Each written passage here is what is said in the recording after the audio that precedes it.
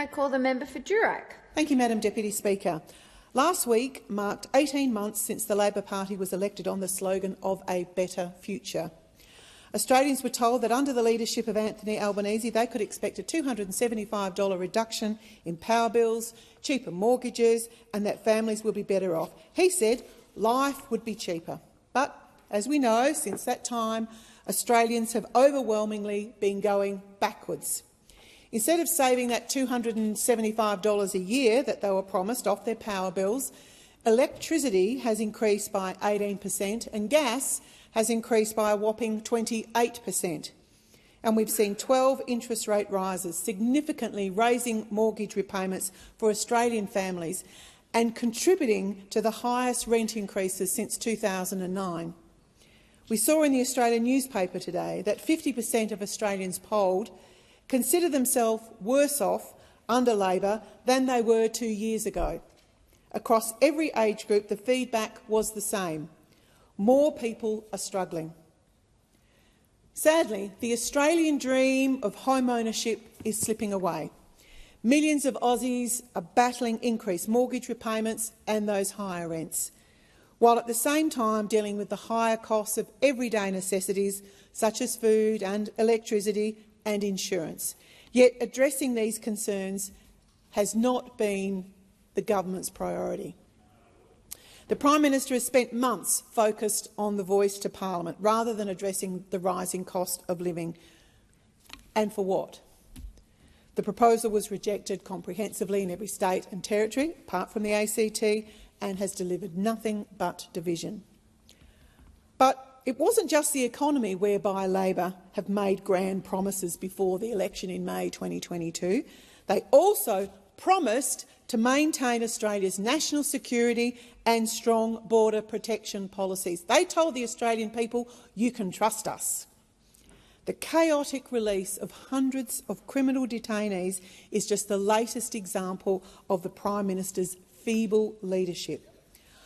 On the Monday of last sitting period, after the High Court made its ruling, releasing murderers, child rapists and perpetrators of domestic violence from detention, those opposite assured everyone in Australia that no legislation was needed to keep Australians safe.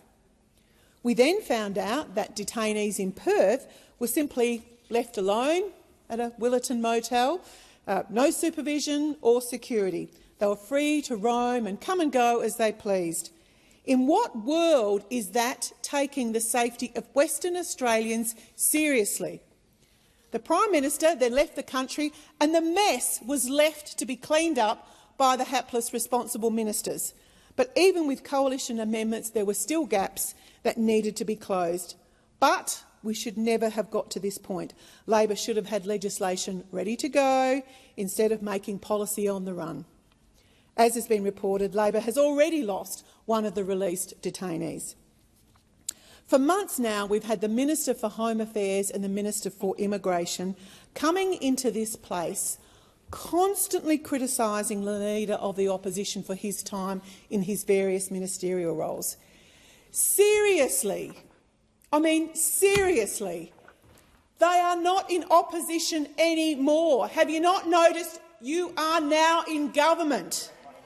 And you need to get on with the job. This is a serious job you've got. You need to move on from opposition into being in government. This is serious business that you've got. You should stop obsessing about our record and start focusing on good policy to keep Australians safe. That is your job, that's what you're paid to do, and that's what Australians expect you to do. And of course this applies to our Prime Minister as well. The Prime Minister needs to stop worrying about getting more evidence in his dirt unit, focusing on us. What he needs to do is think about the priorities. Australians need him to focus on keeping us safe. Australians want him to reduce the cost of living. We have families where mum and dad are both working and they cannot put food on the table for their families. Now, this must be just so heartbreaking for these families. So we need a government to take the Australian people's needs seriously. Stop worrying about us. You are now in government. The Australian people said to you in May 2022, you're in charge now, so it's time you took that responsibility seriously. The member for Cunningham. Thank you, Deputy Speaker.